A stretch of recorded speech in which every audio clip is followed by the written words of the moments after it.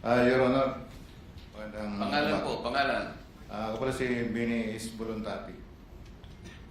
Your Honor, kasi nung mutok yung flood control po, 2024,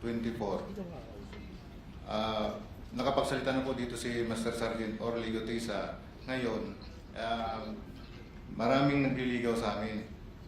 Ano po? Nililigawan po kami na hindi na po kami magsalita para manahimik na lang po. Una dyan, mapatawag kami sa... Sino po ang lumiligaw sa inyo?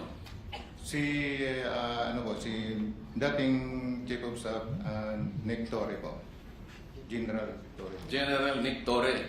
Yes po, Your Honor. Anong klaseng panliligaw naman ang ginawa sa iyo? Siyempre yung nanliligaw, kumbaga sa babaeng nililigaw at kung ano-ano ang ino-offer, minsan may bulaklak, may tsokolate, pinakikita ang kagandahan ng loob, lalaki, para lang maibig mo. Anong klaseng panliligaw ang ginawa niya? Una, Your Honor, kinausap kami na pirma ng affidavit na walang bisa namin yung mga sinasabi ni Orly Gutesa po. Ibig sabihin, pinagagawa kayo ng affidavit na huwag ninyong patotohanan. Opo, Yung, Your Honor. yung mga pinagsasabi Opo, Your na Honor. nauna ni Sergeant Gutesa. Opo, Your Honor. Pumayag ba kayo? Katunayan nga, Your Honor, matagal kami nagdebating dalawa eh. Simula alas 4 hanggang alas 7. Kaso lang yung apat na kasama ko, napilitan na silang pumirma, gawa nung naipit na po. Baka kami ay mapahamak po sa kanila. Mapahamak po ng sarili namin po. Sa makatwid, hindi siya naliligaw, nananakot siya. Yung naliligaw, malumanay, magandang approach. Pero natakot ang mga ibang kasama mo, nakapirma doon sa kanyang kagustuhan na huwag patotohanan yung sinasabing nauna ni Sergeant Gutesa. Yes, Your Honor. Bali, 5 kami po yung pumirma. Ako yung pinakahuling pumirma. Pero ngayon sinasabi mo na napapirma ka lang dahil napilitan ka lang. Yes, Your Honor. Pagkatapos noon, ano naman ang pabuya na binigay sa iyo kung meron? Binigyan kami ng 50,000, Your Honor, para sa disturbance namin. Pakiulit nga po, magkano po? 50,000, Your Honor. Yen, Pesos. No? pesos. Opo. Sino nagbigay? Si Annalisa Gaspar po. Yung staff niya doon po. O ano naman ang, bakit niya na kayo binigyan? Kayong lahat binigyan ng 50,000 pesos Yes, Your Honor. para manahimik Opo. at huwag patibayin o patibayan ang pinagsasabi ni Sergeant Gutesa. Opo, Your Honor. At saka sa mga sunod na araw, Your Honor, pinatawag naman po ulit kami na yung lahat ng cellphone po namin ibibigay po sa kanila. Sa anong dahilan? Papalitan po ng mga bago po, iPhone po. Ano bang klase yung mga cellphone nyo? Nokia? iPhone 16. So papalitan nila ng mas maganda. Yes, Your Honor. Alam ninyo ang dahilan kung ba't nila gagawin yun? Kasi nandun yung mga picture namin, Your Honor, na nakasave sa cellphone po namin. O ganun pa lang nangyari, paano kayo nagkaroon pa ng mga litrato Your na Honor, nasama dito sa inyong pinagsamang salaysay? meron po kaming nakasave sa iCloud po namin. Nautakan mo rin siya, di ba? Yes, Your Honor. Kahit sana punta, kahit babasagin ko yung cellphone ko, pwede ko po i-restore sa isang cellphone po. Pinapatunayan pa ba ninyo yung sinasabi niya sa kayo po? Your Honor, Pangalan po? Roseburg Gopan. Dagdag ko lang po. Ito po yung cellphone na binigay sa amin. Anong pakisabi mo kung anong klase ng cellphone para ma-record? iPhone 16e, 128 GB. Magkano yan sa ngayon? Hindi ko... Mga 30 plus siguro, Your Honor. Ano? 30 plus. Hindi sila marunong, 30,000. hindi sila marunong manligaw. Tapos, Yes, Mr. President. Chairman, one question. Sir, brand new nung binigay sa inyo. yes, Your Honor. Yeah. May I ask the staff mamaya yung ano tawag doon, IME. May number yan eh. Pag, IMEI oo. Kung try lang natin i-trace baka kung saan nila binili at paano it's our duty here na sundin lahat ng ebidensya. So we'll try to do a forensic then. Kahit namin hindi lahat or kung sino hawak yung bago. Tulungan niyo na lang kami kung alam niyo yung sinasabi ko. Sige po. Thank you. Dagdag ko lang po, Your Honor. Gusto nilang makuha yung dati yung cellphone kasi marami po akong nakasave doon na mga picture. Pero dahil po sa Marines po ako, wise, ibang cellphone po yung binigay ko. Kaya na-save ko po yung mga picture. Sabi nga nila, Mr. President, nagtatali-talinuhan man ang matching, nauutakan din. Tama? Punta tayo ulit doon sa mga mali-maleta na binibigay ninyo. Dinadala mo. Kanino ba galing yung maleta na dinadala nyo sa bahay at mga lugar na pag-aari ni former Speaker Martin Romualdez na pinsang buo ni Senator Amy Marcos? Your Honor, yung mali-maleta po na binibigay po kay Kong Saldi galing po sa ibang contractor po na nauna po na naimbestigahan na po dito. Na-establish na natin kung ilang beses sa loob ng isang linggo kayo nagdi-deliver at kung ano ang average na bilang ng maleta at yung nilalaman ng mga maleta na yon. Na isang araw nga ay hindi makapaniwala yung isa sa amin na para bang physically hindi po pwede na makapag-deliver kayo ng ganong kalaking halaga at parang gumawa pa siya ng parang time motion study. Imposible ito. Kaya ayaw niya kayong ipatawag dahil hindi siya makapaniwala na yung ganong kalaking pera ay pwede ninyong i-deliver. Naniniwala ba kayo talagang na-i-deliver ninyo ng buong buo yung mga sinasabi nyo na nakasulat dito sa inyong pinagsamang salaysay? Ano-anong lugar? Ano-anong addresses? Isa lang ba ang bahay na pinagdala ninyo sa bahay ni Martin Romualdez o may iba pang mga lugar kagaya ng binabanggit nyo rito? Kailangan ma-record po lahat ito. Bagamat ito pong binigay na copy ngayon ay magiging parte na po ng record ng Blue Ribbon Committee.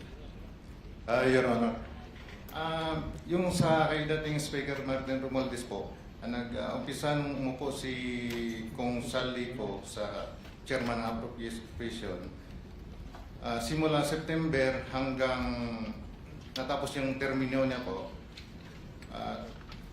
slice ko na lang po. Simula September 2022 sa 14 Nara Street po kami nagde-deliver hanggang 22 to 23 December po.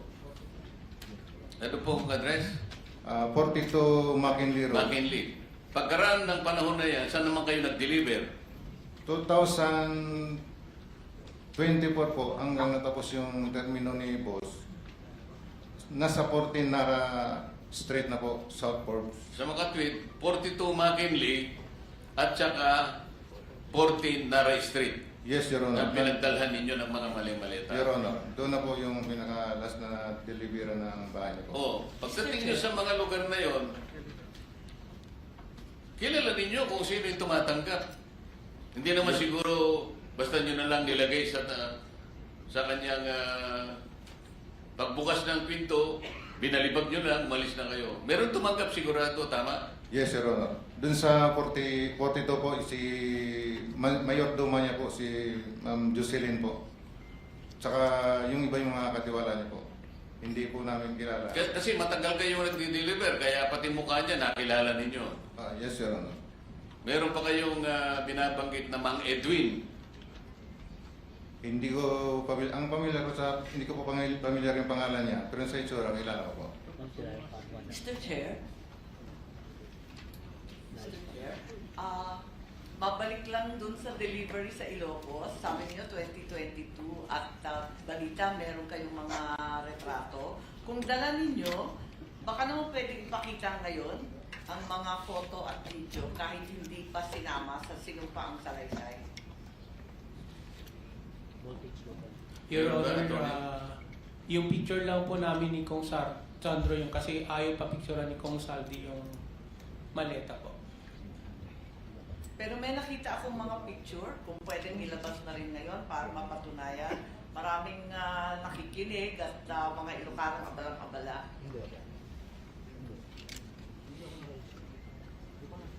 Bago yun, habang naghahanap si Atty. Baligot, I'll take advantage of the presence of the lawyer of Mr. Saltico, Atty. Rondain. Dahil nababanggit naman ang pangalan ng kliyente mo, pwede ko bang malaman mula sa iyo, attorney, kung Mr. Chairman, can we administer the oath?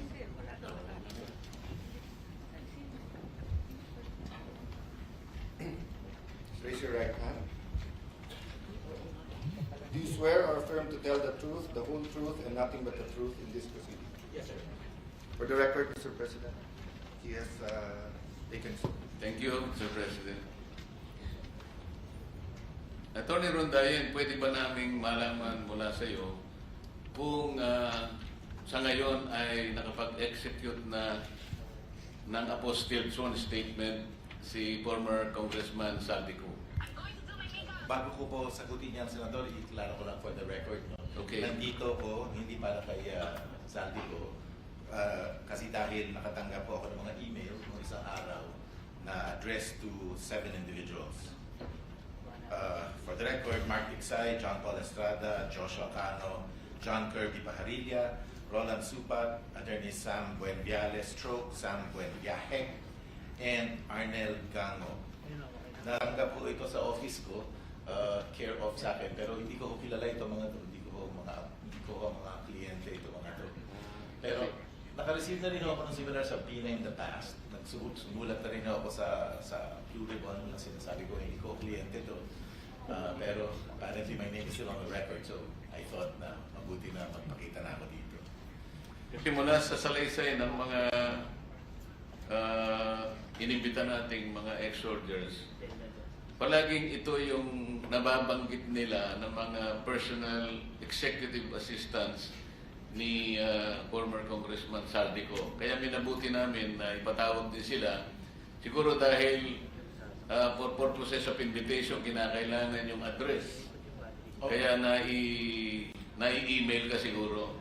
Siguro, naririnig ko na yung pangalan ng Mark Tiksay at saka John Paul Estrada, pero hindi ko sila kilala personally. Sa kanilang mga salaysay kasi paulit-ulit na itong dalawang ito ang unang-una ay nagbibilang ng pera para ilagay sa maleta. Sila yung sila yung pinagkakatiwalaan ni former Congressman Saldico para sa mga deliveries.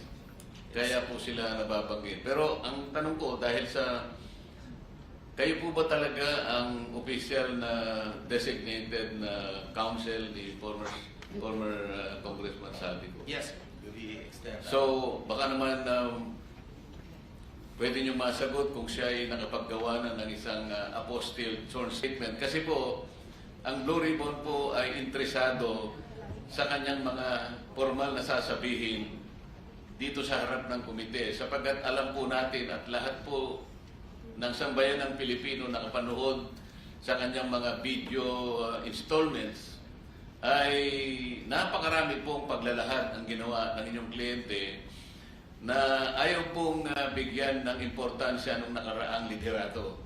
Sa kadahilanan na ito raw pong mga pinagsasabi niya ay hindi naman reduced in writing at hindi naman pinasumpaan o hindi siya nakapanumpa sa isang embahada o konsulada ng ating bansa kung saan man siya naroon sa Europa.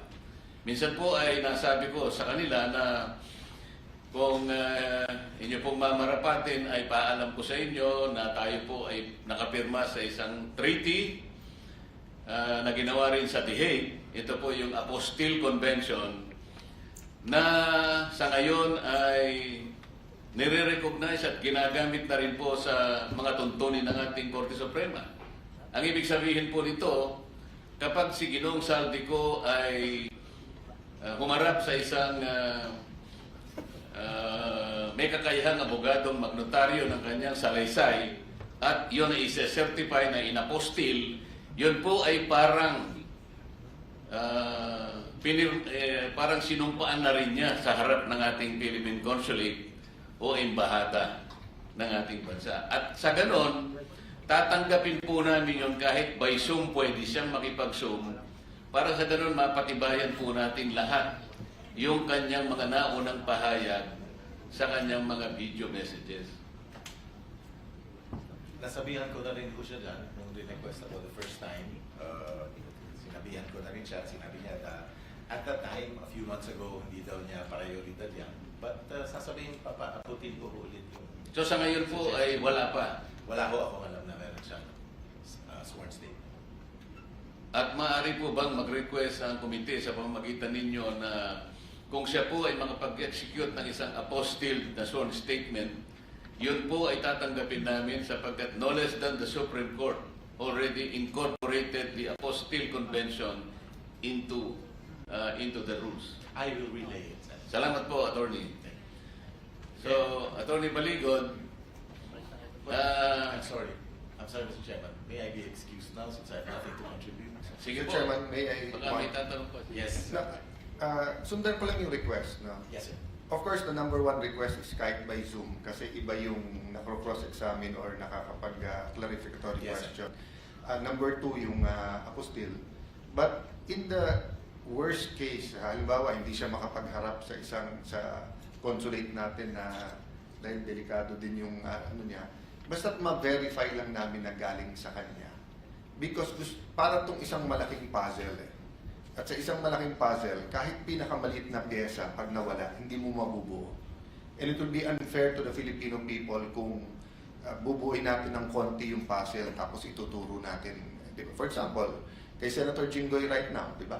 It's unfair na siya ang nasa kulungan tapos malalaman natin lahat pala itong nangyayari. So, attorney, I know we're both lawyers, so we are officers of the court, so we'll do our best here. Please do your best then and in search of the truth.